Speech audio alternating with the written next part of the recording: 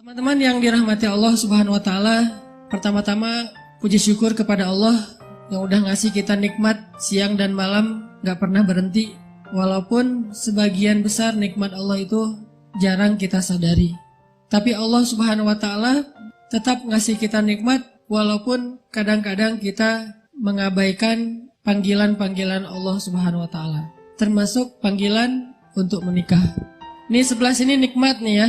Jadi kalau masih jomblo kufur nikmat sama sebelah sini. Ini semuanya nikmat yang Allah berikan anugerah karena semua perempuan itu adalah anugerah yang Allah berikan kepada siapa? Kepada kaum jomblo. Fisabilillah. Teman-teman makasih banyak. Pastinya mahasiswa UNRI adalah mahasiswa yang salah satu terbesar di Indonesia.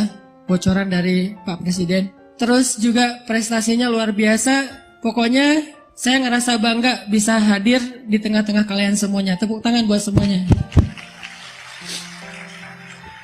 Mudah-mudahan kalau nanti next time saya diundang lagi ke UNRI, saya bisa lebih bangga lagi karena ngelihat kalian ke kampus udah nggak sendiri lagi.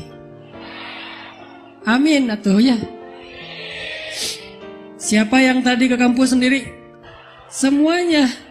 Saya mau nantang nih, kasih challenge buat teman-teman UNRI. Mudah-mudahan ke depan nanti ketika pemilihan presiden, BEM, salah satu syaratnya adalah nikah muda. Dulu saya ketika masih di Aceh, nemenin teman-teman di Unsia untuk pemilihan ketua BEM. Salah satu syaratnya dulu kita tuh bisa membaca Al-Quran dengan lancar.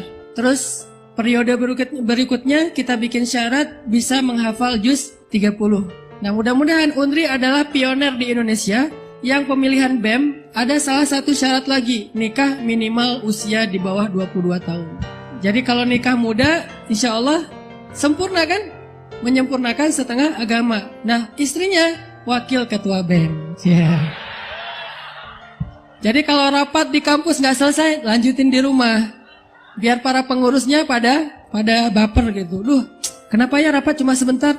Kita lamanya rapat kalau di rumah. Kalau di kampus sebentar-sebentar aja.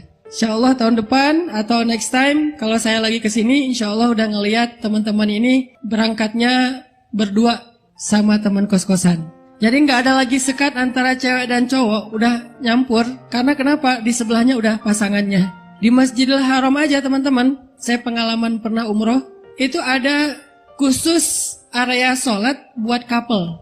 Di Masjidil Haram loh. Ada khusus area sholat buat pasangan. Jadi di situ nggak dipisahin soft cewek sama soft cowok. Kecuali cuma bersebelahan. Jadi kalau kita sholat, kita bisa. Sholatnya tuh bisa gitu. Walaupun nggak boleh sih secara fikih. Cuman pas karena udah, apalagi nih sholat buat honeymooners. Jadi ada soft honeymooners kan beda sholatnya honeymoonersnya. Jadi dia sholat, aminnya tuh beda. Kalau masih belum halal, aminnya malu-malu. Amin gak ya? Gitu. Kalau udah halal, aminnya lembut. Dan itu bikin tiba-tiba si cowok yang imamnya hafal juz 30. Tadi baru Al-Ikhlas, Al-Falaq, An-Nas, tiba-tiba hafal dari An-Naba sampai selesai An-Naba. Teman-teman yang dirahmati Allah, tadi ada pesan dari presiden kita, Presiden BEM UNRI. Saya diminta untuk menyampaikan tentang gimana dekatnya hubungan antara Islam dengan negara. Dan memang misi saya dalam dakwah salah satunya adalah menghilangkan gap antara Islam dengan youth. Itulah misi dakwah saya. Menghilangkan gap antara Islam dengan youth, dengan anak muda. Yang selama ini terkesan kayak ngegap gitu. Kalau udah main, gaul, kurang Islami, kurang religi. Kalau Islami jadi nggak main lagi, kaku jadinya. Nah ini gap mainstream banget yang udah selama ini berlaku di masyarakat kita. Sehingga anak muda kalau mau tetap eksis, jauh-jauh deh dari masjid.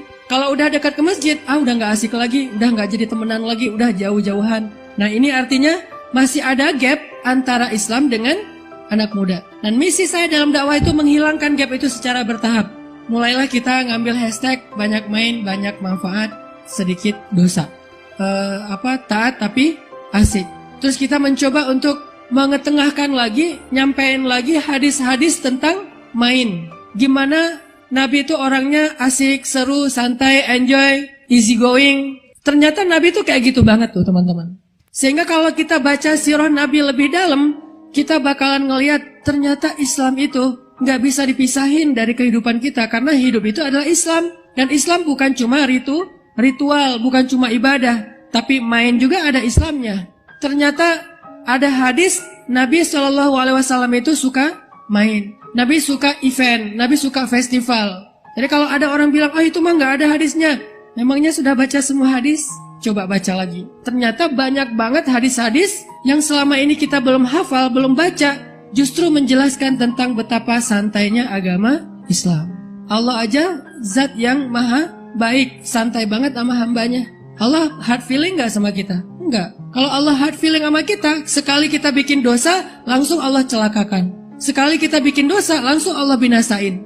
Tapi karena Allah itu pemaaf, Rahman, Rahim, dalam bahasa santai kita mungkin easy going, tapi tetap berharap kebaikan buat hambanya. Makanya Allah ngasih kita kesempatan. Allah aja nggak pernah berputus asa menerima taubat hambanya. Yang terjadi justru kita yang putus asa meminta ampun kepada Allah. Allah tuh nggak putus asa. Lo lagi yang datang. Padahal kemarin udah minta ampun tapi diulangi lagi. Udah deh, udah nggak ada lagi. Lo gue deh pokoknya. Nggak ada kan Allah kayak gitu. Allah kaku sama kita? Nggak sama sekali. Bahkan Allah pengen memudahkan urusan kita. Yuridullahu bikumul yusra wala yuridu bikumul usra. Allah tuh pengen memudahkan kalian, nggak pengen nyusahin kalian. Sampai turun ayat, ya ayyuhalladzina amanu taqullah haqqa tuqatih. Wahai orang-orang yang beriman, taatlah kalian kepada Allah setaat mungkin. Nggak boleh nggak ada kesalahan sama sekali. Semua ibadah dianggap kayak wajib gitu. Yang wajib-wajib, yang sunnah juga jadi wajib. Haqqa tuqatih, setakwa mungkin. Lalu para sahabat pengen ngamalin ayat ini. Sholat wajib, sholat sunnah, sholat tahajud, sholat duha, sholat mutlak. Pokoknya ibadah aja. Lama-lama capek juga. Puasa setiap hari, sedekah setiap hari. Lama-lama mereka ngerasa, ya Rasulullah berat juga ya pengen haqqa tuqatih. Kok nggak bisa ya haqqa tuqatih, tetap aja ada salahnya. Tetap aja ada kelirunya, tetap aja ada lupanya, tetap aja ada silapnya. Gimana dong ya Rasulullah, kita belum bisa haqqa tuqatih, sampai mereka kesulitan. Ketika mereka kesulitan, turun lagi ayat berikutnya. Fattaqullaha mastata'tum. Bertakwalah kalian kepada Allah semampu kalian. Coba, makanya dalam Islam tuh ada istilah ayat nasikh, ayat mansukh. Ayat yang menghapus dan ayat yang dihapus. Dulu di zaman Nabi tuh, orang kalau pengen curhat sama Nabi, nge-DM Nabi, itu bayar. Satu datang DM, Rasul kok DM saya belum dibalas? Udah kemarin balasnya cuma Waalaikumsalam doang gitu. Jawabannya belum dibalas. Karena kan yang nge-DM Nabi banyak banget ya. Yang nge-mention Nabi tuh banyak banget, jadi gak semuanya sempat dibalas sama Nabi. Saking Nabi kesusahan, akhirnya turun ayat di surat curhat, surat Al-Mujadilah. Kalau kalian pengen curhat sama Nabi, bayarlah atau bersedekahlah. Akhirnya yang DM berkurang nih, karena harus bayar. Wah, komersialisasi curhat. Akhirnya udah pada gak curhat sama Nabi. Udah lama gak curhat, turun lagi ayat. Ya udah sekarang boleh lagi curhat. Artinya dirubah-rubah syariat oleh Allah. Demi apa? Demi memudahkan dan kemaslahatan kita semuanya. Jadi Islam itu Allah turunkan justru sebagai solusi hidup. Jadi kalau kita punya masalah, baliknya ke Islam. Kita punya problem, baliknya ke Islam. Kita ada musibah, baliknya ke Islam. Kalau kita pengen misahin Islam dari hidup kita, berarti kita membiarkan hidup kita dengan segenap masalah tapi nggak punya solusi. Jadi mindset kita, Islam itu bukan aturan, Islam itu bukan nilai, Islam itu bukan rule, Islam itu bukan do and done. Islam itu adalah solusi. Solusi dalam bentuk nilai, solusi dalam bentuk rule, aturan, do and done, tapi semua itu adalah solusi. Sehingga kalau kita punya masalah, kita buka Al-Quran. Kita punya masalah, kita buka Al-Quran. Kalau orang ingin memisahkan Islam dari hidup, berarti dia membiarkan orang hidup tanpa ada solusi. Contoh, galau. Ada dua pilihan. Yang ini hafal 30 juz. Yang ini juz 30. Mau milih yang mana nih teman-teman? Yang hafal 30 juz, tampangnya Madagaskar. Yang hafal juz 30, cowok-cowok Korea gitu. Mau pilih yang mana? Galau kan? Akhirnya Islam memberikan solusi, sholat galau. Apa sholat galau? Istikharah. Kalau yang membaca niat, jangan pakai usolli sunnata galau ya. Udah aja istikharah. Kalau yang gak membaca niat, di dalam hati aja, ya Allah saya lagi galau nih, pengen sholat, Allahu Akbar. pilihkan untuk saya yang terbaik di antara dua. Atau pilihkan deh yang terbaik, ternyata yang ketiga, Korea 30 juz.